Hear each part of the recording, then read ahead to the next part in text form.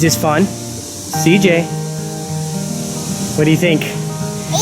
Is this a fun time? Yeah. Yeah. Okay. Like I was saying, get yourself out there and go for a walk. Hello. We're out at Mines of Spain State Park or State Rec area. It is by Dubuque. Actually, it's right next to Dubuque on the south side of town. It literally, like, the entrance to the park is on one of the main roads entering town. We're going to attempt to do the whole park today. That means all the way down to the southernmost point and all the way back. It should be anywhere from 17 to 20 miles when it's all said and done. We'll see what happens. But the park is made up of a bunch of small little loops is the best way to describe it. We're starting at the E.B. Lyons Nature Center up on the northern corner. And it's got a couple small little trail loops around it. So that's kind of nice. Right now I'm trying to find my way to the main section because there's the interpretive trail that we're on right now. The interpretive trail is actually pretty nice. Definitely built up. The sign's very nice. Let's take a peek at that real quick. There we go. So yeah, the markings are nice, teaching you about, you know, the interpretiveness of an interpretive trail. So trees, there's a whole bird section. There's quite a few observation points throughout the entire trail. There's like 2 or 3 that are like bird watching observation points up there by the nature center. And then as you go along, there's a lot of scenic lookouts, and there's a couple more observation points on the southern end, it looks like. The next section is going to be basically what I would call the north section, which there's a road that drives through the center of the park. So you can get access to each of these small little loops as you go through. And then the southern part is more wood walks and kind of like canyon or ridgeline walks, it looks like. And those are more like the down and back. So that's what's really going to add the distance today. But yeah, no, today's supposed to be a beautiful day. Let's, I guess, get walking. So here we are, already coming across one of the tall grass prairies that they have here. Sign back there a little bit, so they have over 65 species of plants within these tall grass prairies. But yeah, like you can see a lot of the different flowers already in this small little section.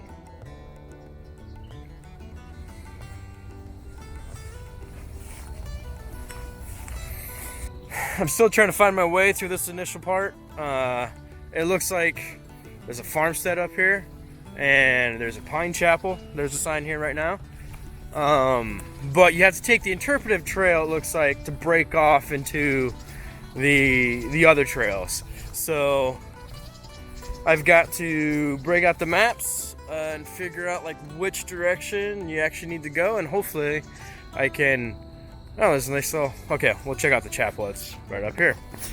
But yeah, definitely need to figure out how you break off and how the network of trails here works.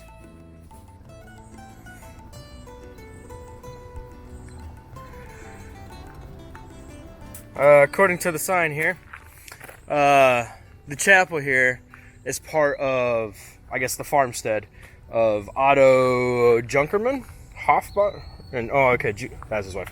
So Otto Junkerman, who moved to the area in, looks like, the 1850s. He had a pharmacy in Dubuque, and they had a small farmstead up here. He built the chapel as a replica of a church back home in Germany from the time, and it was meant to be just a place for him to come to study. Not to actually hold services or anything like that, but just to study in a place that reminded him basically of his church back home. But the little farmstead they had here was just basically a house, a barn, and kind of a cow pasture. That was about it. And then he had like a small little garden. Basically, they considered it to be a gentleman's farm. But then where the actual like interpretive center or the nature center sits, the E.B. Lyons Nature Center, that was actually supposed to be the location for the house. but, or for I guess a spacious manor. But then Otto passed away before they began construction of that. But yeah, just a tiny little hike. I mean, we're probably not even a half mile in. And then you have the chapel here. That's a neat little chapel. You can definitely tell it was pretty much built by hand in the 1850s. Oh. Well, heck, what is this?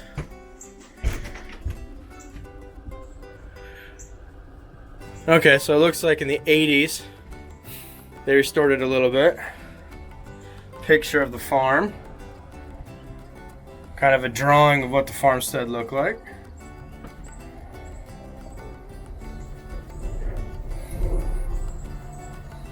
Huh.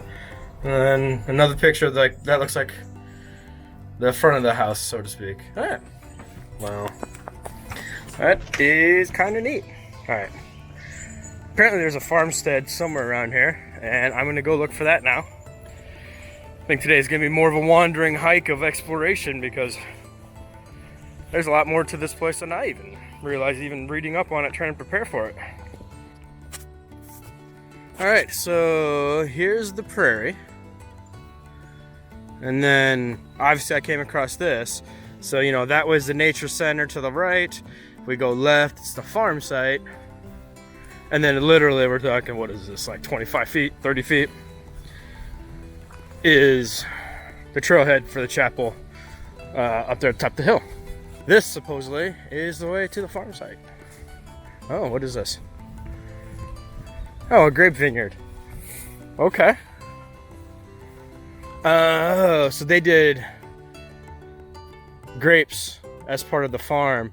And so this is just kind of, I don't know if it's carrying it on or if it's just one of those, hey, this is where it was and this is a representative of the grape vineyard.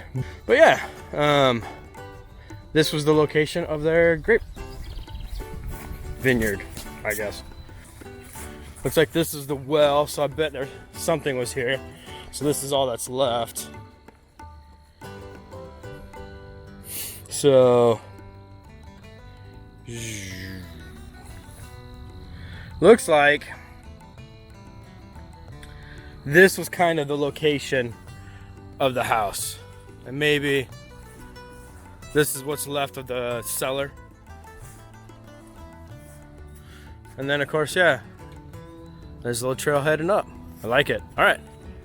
So, yeah, had I been paying attention to what was going on and realized that I was going to the Pine Chapel and there's a Pine Chapel trail, put two and two together, I was not where I thought I was.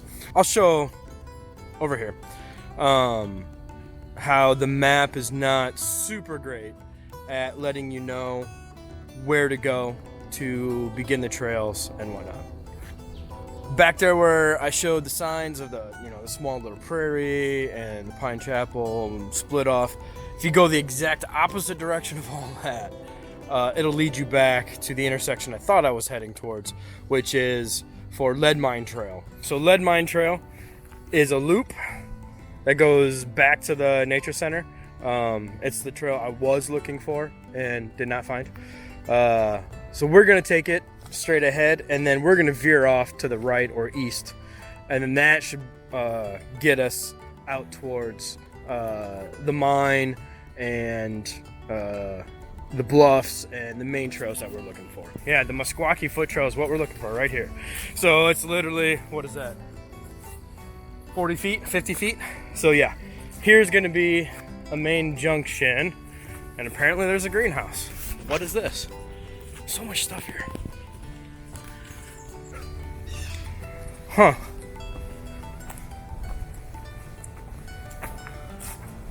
There's no signs here, so I'm wondering if remnants of their greenhouse. Why don't they do like nature center tours? And this is a place where everybody can sit while they talk and discuss whatever this is with the ranger.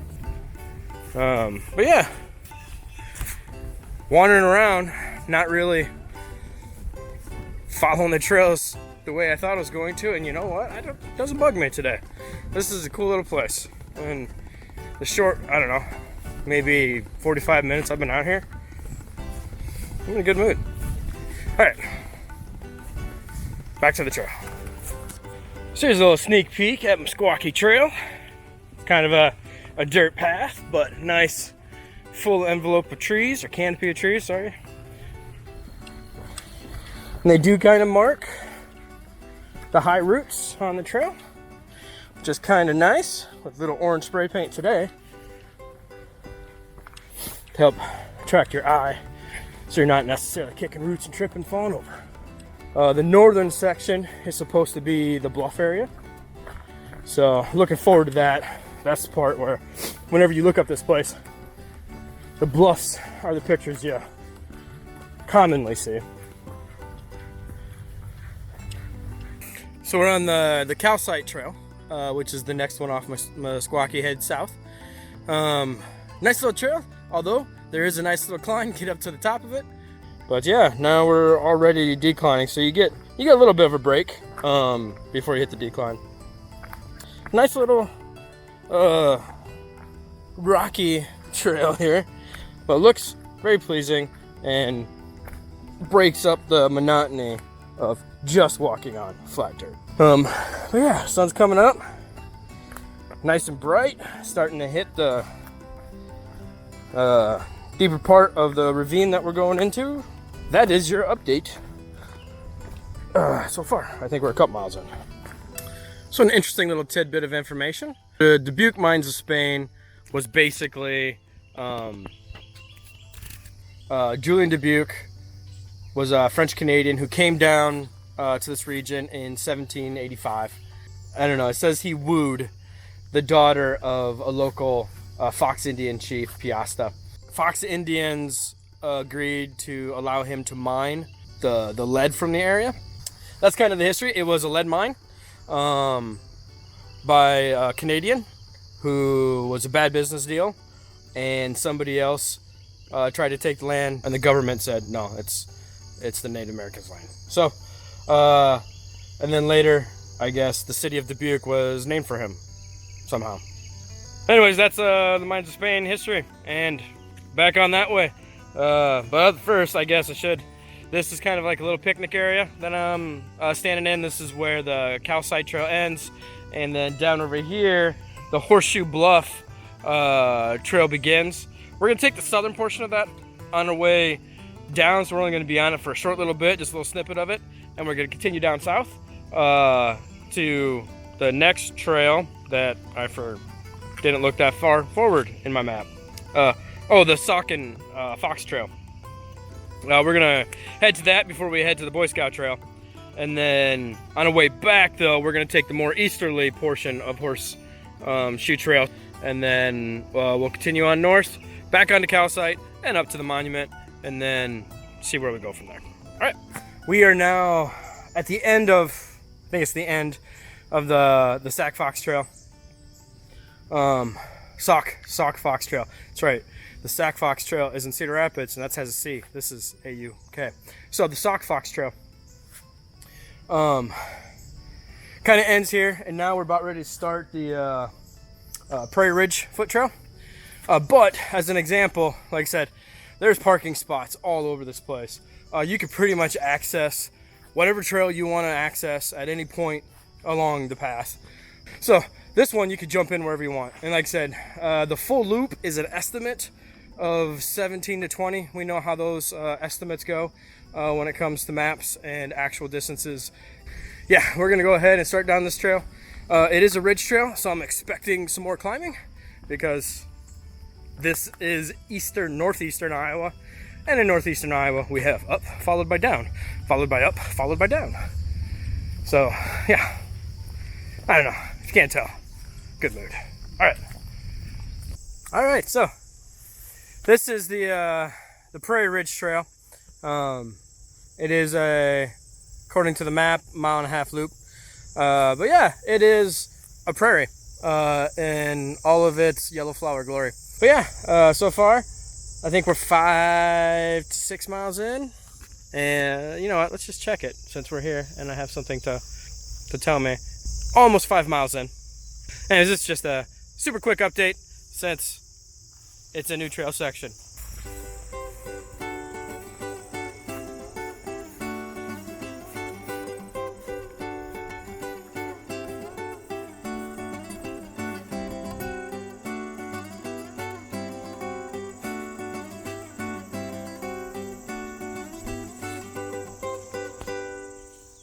All right, so we're on the Cedar Ridge Trail now. There's I mean, it's easy to figure out where to cross over. It's on part of the loop, on the eastern part of the loop. There's a little bridge that says that's marked well. You just head on over. However, it could be tough to decide whether or not you're on the right trail because obviously, as you saw, it's yet more prairie. However, it does look like this one primarily is going to go into the woods here and that skirt the prairie. And so it's more of a cedar tree walk, I hope, along a ridge. But yeah, no, a lot of prairie out in this section. Ooh, a little bumpy there. There's a lot of prairie over in these two little loops right here, which is what I kind of expected from what I was reading about the place and looking at the overhead maps. 2 trails left, I believe, in the southern section before we start doubling back.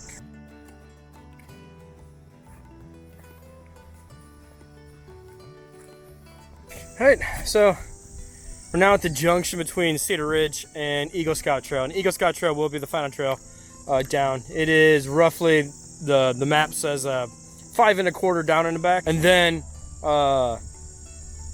we'll take the shorter version back up to the main trail to do Horseshoe Bluff. So, all right, let's go ahead and start this final trail out to be the furthest point of the day. And then it'll be a hard march back to explore new trails after that.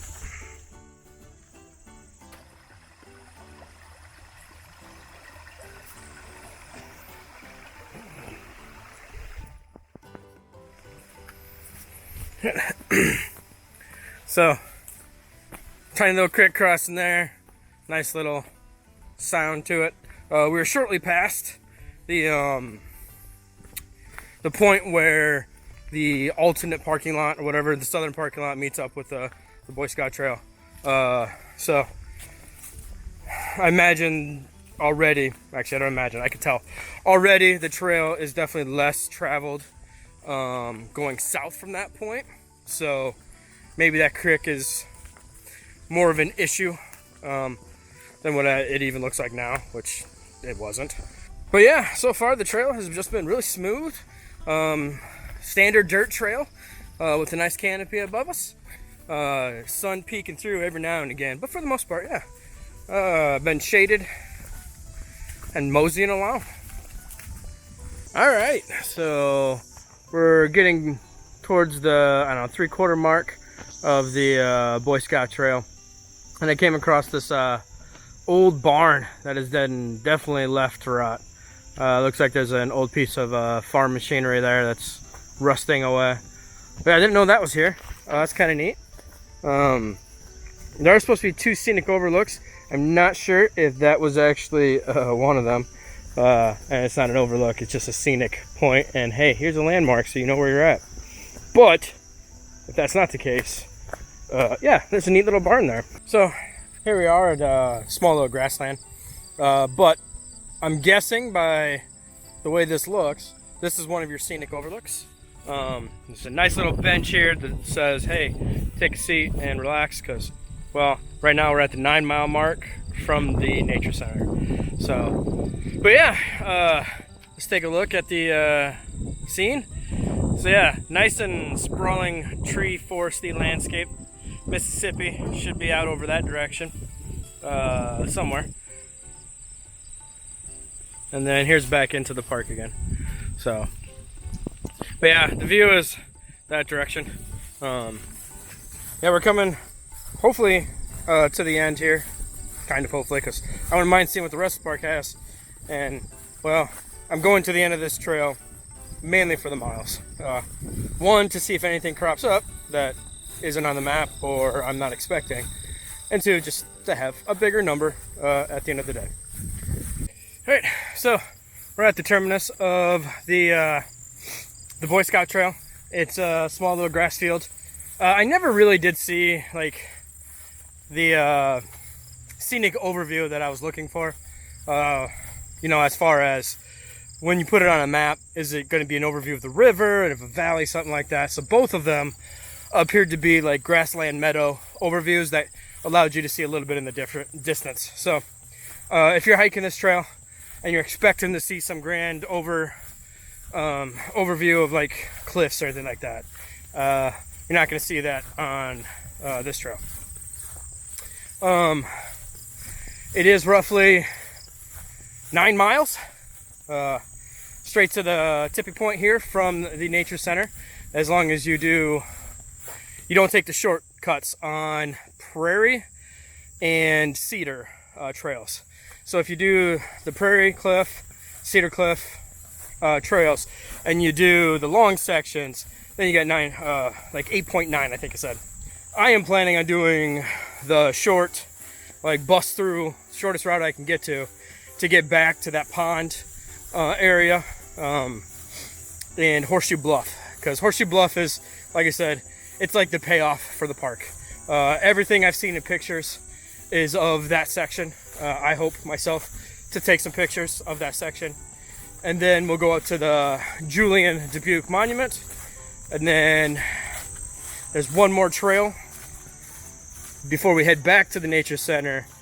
So anyways, that's how the rest of this hike is supposed to go. Making good time, still in high spirits, which is always a benefit when you're doing big miles. So onward to the next section.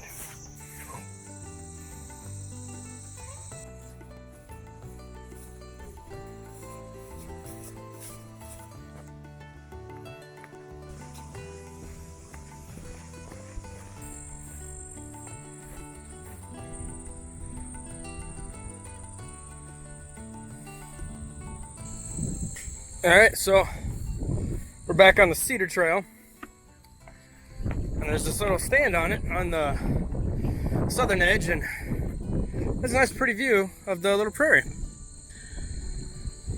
And I think, yeah, that's the direction towards the road where you can park and have just a short walk up to here.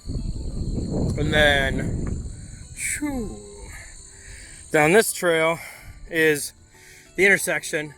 You can't really see it from here, but the intersection onto Boy Scout Trail, or Eagle Scout Trail, the Boy Scout Trail. But yeah, so this would be the Cedar Trail then, Cedar Foot Trail that winds all the way through there and then kicks back and then follows the prairie all the way up around this corner here and then down and over. So neat little overlook. Nice little place to get a little bit of rest. Maybe grab a snack real quick as we mosey on.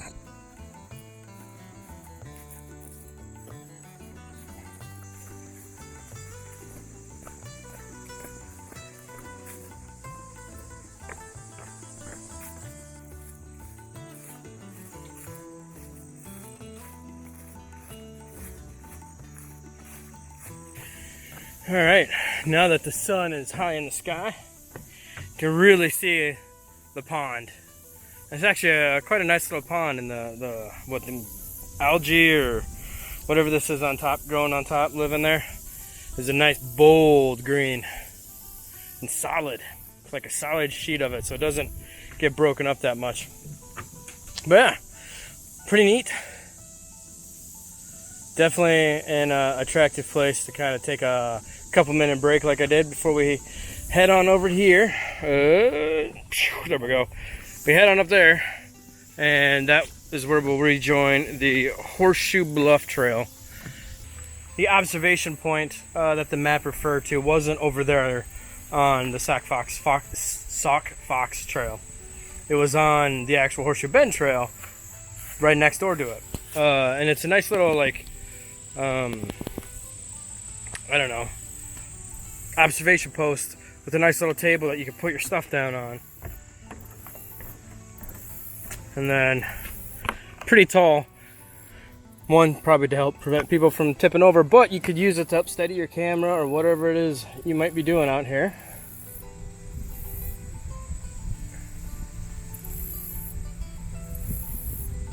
This is a lot better view. And you can probably see ducks and whatnot depending on the time of year. I hope I'm on the right road, but yeah. We're a little over 16 miles in, and definitely starting to feel it on the feetsies. Speed is definitely slowed down, but we're still good. Still high spirits, still marching along, still got enough snacks to give me the calories I need to make it through. Still got enough water, that's key.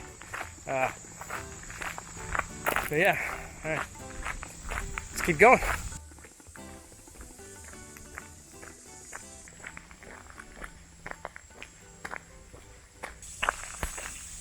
All right, found the bluffs. Nice. They're tall. All right, let's enjoy this trail.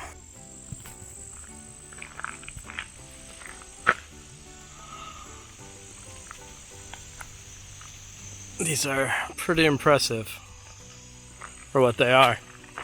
No idea these were here. Looks like here's another DNR, I guess podium classroom type thing in the woods. I mean, we are getting closer to their station again, so makes sense that they'd be willing to come out this far, which isn't too far out, I don't believe. Yeah, I feel it, even though we're in a canyon right now with bluffs on both sides of us, the weather is actually still pretty good in here. Like, you still feel a breeze,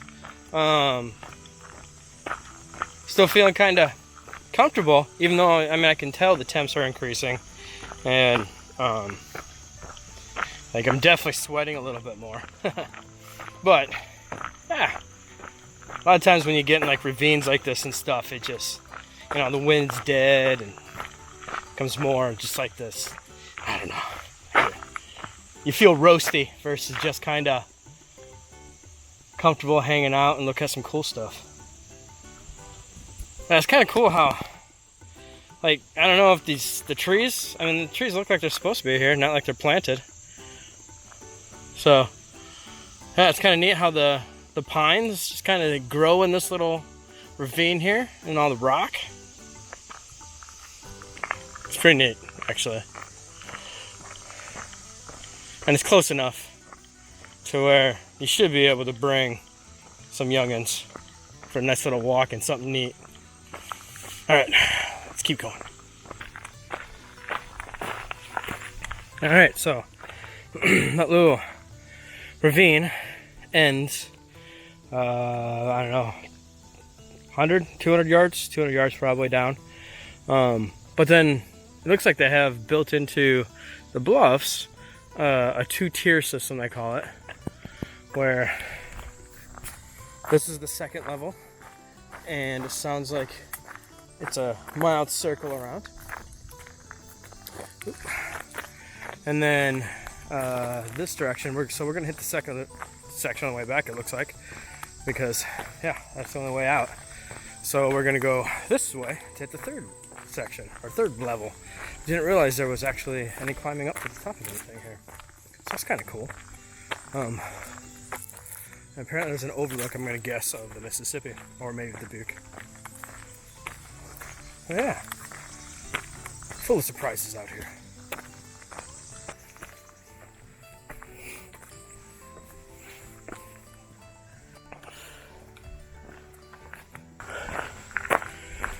We'll figure out where that goes.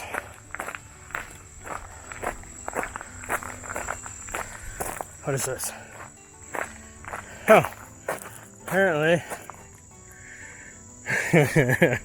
it's overgrown now, but apparently at one point you could have looked through this and seen the Dubuque Monument, which I don't even know if I can show you from here, but it's out there. But that's interesting.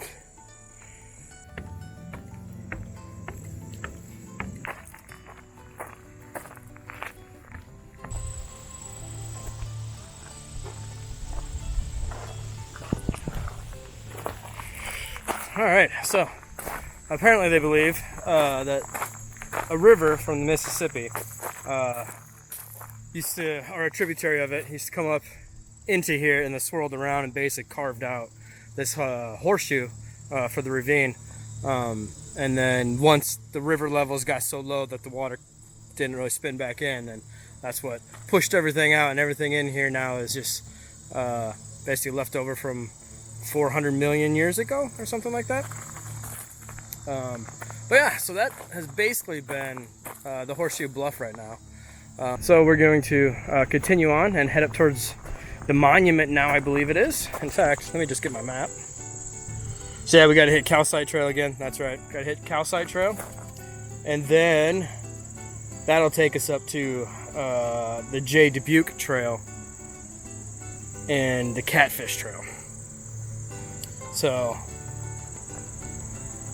yeah, all right, so that's what's coming up next. All right, here we go.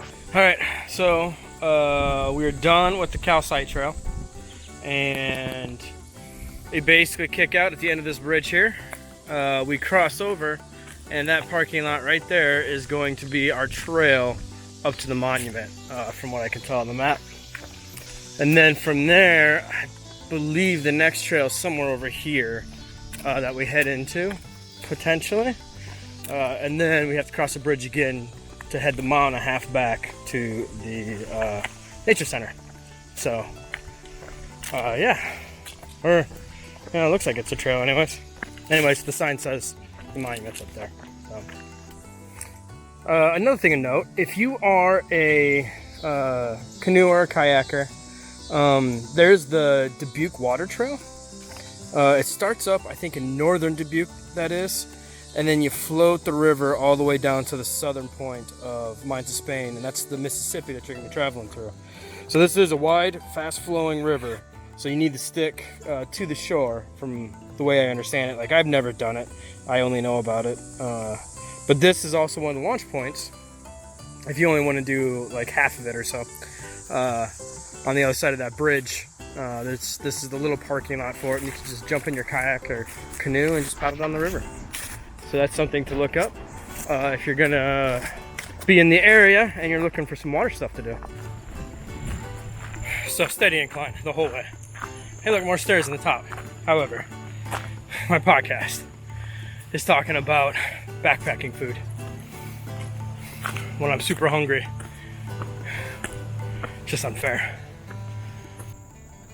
All right, so here we have some explanation as to what's going on in Dubuque.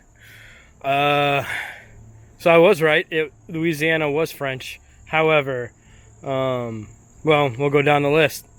So it was the French, the very first city of Iowa. It was formed shortly after 1690, or I guess the Indians, the local Indians, the Miami Indians, were taught how to mine lead in 1690, and then in 1762 the French gave the Spain everything west of the Mississippi. Then Dubuque showed up. He was the first official settler of Iowa, and it looks like his tomb is on the bluff overlooking Dubuque, so maybe that's what this is.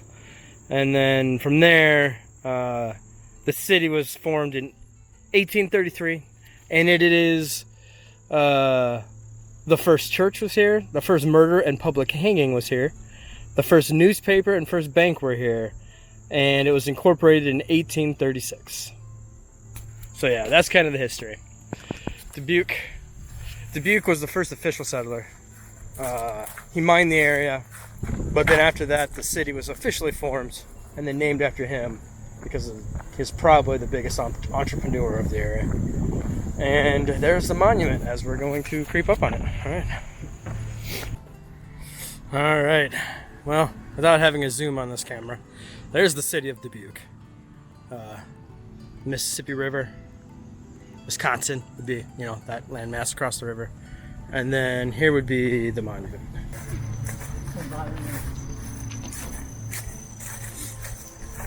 And of course, here's the overlook of the river. How about that? Yeah.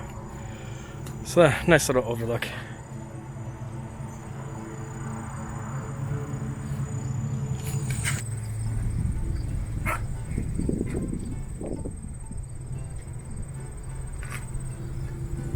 And that would be the grave of Dubuque. All right. So I just got down from the monument. The road walk is longer than I thought it was going to be. Not it might be quicker, but no. So either way, whatever. But I did find the trailhead for Catfish Creek. At first I didn't know where it was at. I missed it on my way up to the monument. So, yep, found it. It's directly across from the parking lot. The parking lot is right there. I'm not going to be taking it, however. I just ran out of water. I'm not, yeah, and it's 2 miles long that way. Plus there's already a 1.5 mile trail that I'm going to probably end up missing at the trailhead. So with missing 2 miles, now, or 3.5 miles total, it's like, okay, it gives me a reason to come back out with a day trip for, with the wife and baby girl.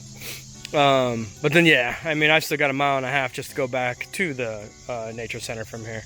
But one interesting note, aside from my, like, telling you I'm not finishing this 2 mile trail here, or the 1.25 or 1.5 down there, is apparently there's a stone right here. Let's flip it around. Yep, the stone here, I guess, commemorates the location of the first church in Iowa, like that sign up above said. Apparently there's a cabin that was located 200 yards from here, and it held the first services in 1835. So, and it was of the Church of Christ. So yeah, that is the first church in Iowa in the Dubuque area. So yeah, but anyways, today was an awesome hike so far. Like I said, I got a 1.5 miles to go to get back to the car. It'll be a slow walk. I could definitely feel at least 2 blisters, if not 3.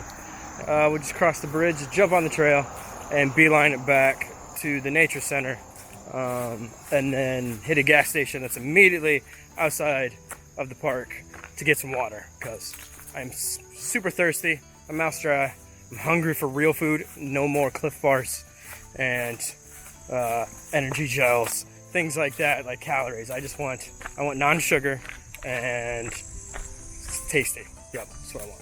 I've had a great day today. Wish I had that little bit more oomph. So far we're at 19 miles. So by the time we get back, we should be at 20.5. I think that's a new mark for me. I think the longest I've hit is like 19 and change. I don't think I've ever truly crossed the 20-mile mark. So it's another exciting thing. If it is, I'm gonna have to stumble my way to cross 20 miles. Anyways, here we go.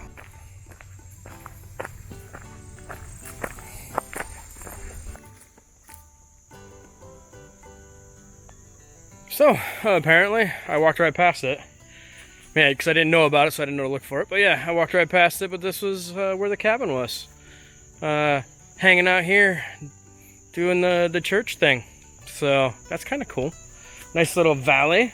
Although, I don't know, it looks like there might have been a creek, you know, that ran through here a lot more back in the day. So, it was next to a creek and everything. But kind of a low area to have a cabin. That's kind of neat. So, this is on the Mesquite Trail, just before it turns into the Calcite Trail. So I took a wrong turn and ended up on the lead trail, or I think it's lead trail. So I guess we are going to experience one more trail on our way back. But this is a nice little trail though. Very well maintained. It's right, it leads to the greenhouse that we saw earlier. But yeah, this is the standard stairs in this area. You know, I never did look to see if the CCC had any part in building this place, but I should check on that when I get home. Apparently we have a special tree, and so the lead mine was around here somewhere. Oh, this just talks about the lead mine. And then what was this? Oh, so this was a form of the lead mining. It's just basically they dug pits in the ground and just straight down, just shafts straight down, and then they would fill them in when they felt it was probably when they hit the water level and they couldn't keep the water out. But yeah, all right, so that's the remnants of what a lead mine looked like in this area. But yeah, so we got roughly 3/10 to a half mile left from what I can tell on the map. And we're just gonna meander through this trail till we get to the parking lot. All right, back at the car. Whew, feels good to be out of those wet socks and shoes. Didn't realize how pruny my feet had gotten. And white, they're stark white, no color. It'd be great to take a shower and maybe soak them a little bit. Anyhow, 21 miles later, well, the beauty of GPS on the long distances, who knows? I had two apps running. The All Trails app said it was 19.2 miles. The Map My Fitness app said it was 20.95 miles. So, you know, GPS on a phone in the woods. Yeah, and programming. Anyways, so it's anywhere from, just say it's roughly 21 miles to go from the interpretive center here all the way down to the end of Boy Scout Loop or Indian or Eagle Scout Loop, and then all the way back up to the monument, the Dubuque monument at the northernmost point, and then back here. So definitely an endeavor today, and I'll count it as my longest hike ever. We'll find out when I get home. Depends on which one you use. I think I'm gonna have to use the Map My Fitness one, since all the other hikes were on Map My Fitness, right? Anyways, now it's time to go like a quarter mile down the road and hopefully get some non-sugar food, some water, and then the drive home. But yeah, definitely an awesome place. And if you're ever thinking about it, hiking out here, there's tons of short trails, tons of easy ones to do. You can network together what you want to do for your distances that you're used to. I just did the whole thing so you can see it all, right? And I like the miles, so hope you can make it out to Mines of Spain State Recreational Area in Dubuque, Iowa. All right.